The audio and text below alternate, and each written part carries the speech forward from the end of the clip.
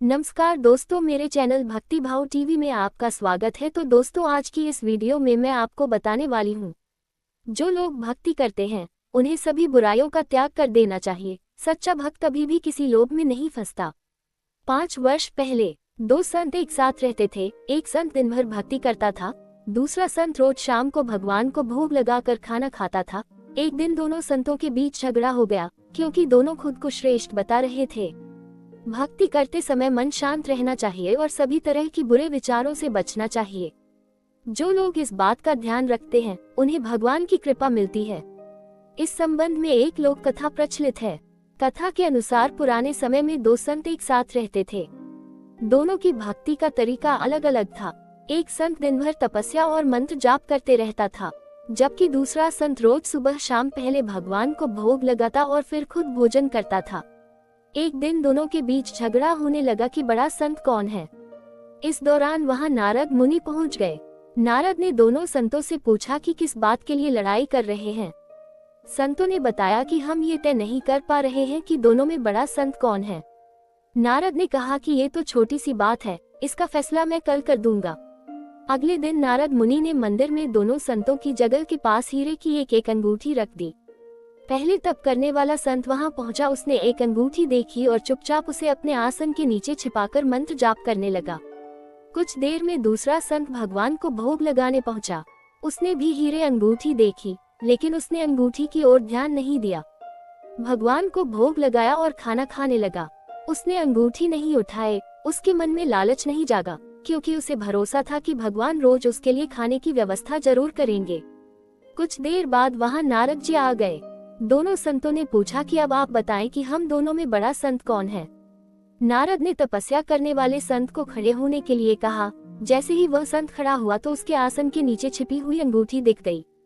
नारद मुनि ने उससे कहा कि तुम दोनों में भोग लगाकर खाना खाने वाला संत बड़ा है। तपस्या करने वाले संत में चोरी करने की बुरी आदत है। उसने भक्ति के समय में भी चोरी करने से संकोच नहीं किया, जबकि भोग लगाने वाले संत ने अंगूठी की ओर ध्यान तक नहीं दिया। इस कारण वही संत बड़ा है। प्रसंग की सीख। इस प्रसंग की सीख यह है कि भक्ति तभी सफल होती है जब भक्त के मन में बुरे विचार न हो, भक्त बुरे काम न करता हो। जिस भक्त के विचार पवित्र हैं और जो बुरे कामों से दूर रहता है, सिर्फ उसे ही भगवान की कृपा मिलती है। श्री कृष्ण और मयासुर के प्रसंग की सीख। बिना किसी स्वार्थ के करे दूसरों की मदद, भविष्य को ध्यान में रखकर लेना चाहिए निर्णय। महाभारत के प्रसंगों में जीवन प्रबंधन के सूत्र छिपे हैं। इन सूत्रों को समझकर जीवन में उतार लेने से हमारी सभी समस्याएं खत्म हो जाती हैं। महाभारत का एक प्रसंग खांडव वन दहन के समय का है। इंद्रप्रस्थ के पास खांडव वन में जब आग लग गई, उस अग्नि में एक राक्षस, जिसका नाम मयासुर था, वह भी जलने को था। अर्जुन ने उसे देखा और बिना भेदभाव के उसे बचा लिया। मयासुर ने कहा कि आपने मुझे जीवन दान दिया है, बताए मैं आपके लिए क्या कर सकता हूँ। अर्जुन ने उत्तर दिया कि आपका ये भाव ही मेरे लिए पर्याप्त है। अब आप मुक्त हैं और प्रेम पूर्वक जीवन बिताए। लेकिन मयासुर ने फिर से विनम्रतापूर्वक आग्रह किया कि मैं दानवों का विश्वकर्मा हूँ, मैं अद्भुत निर्माण करने में निपुण हूँ, मैं आपके लिए कुछ सेवा अवश्य करना चाहता हूँ। अर्जुन ने फिर मना कर दिया, लेकिन सुझाया कि यदि आप सेवा करना ही चाहते हैं तो श्री कृष्ण से पूछिए। श्री कृष्ण सदा दूरदृष्टि से निर्णय लेते हैं। वे मुस्कुराए और बोले कि तुम पांडवों के ज्येष्ठ भ्राता धर्मराज युधिष्ठिर के लिए एक अद्वितीय सभा भवन बना दो, ऐसा भवन की संसार उसे देखकर विस्मित रह जाए।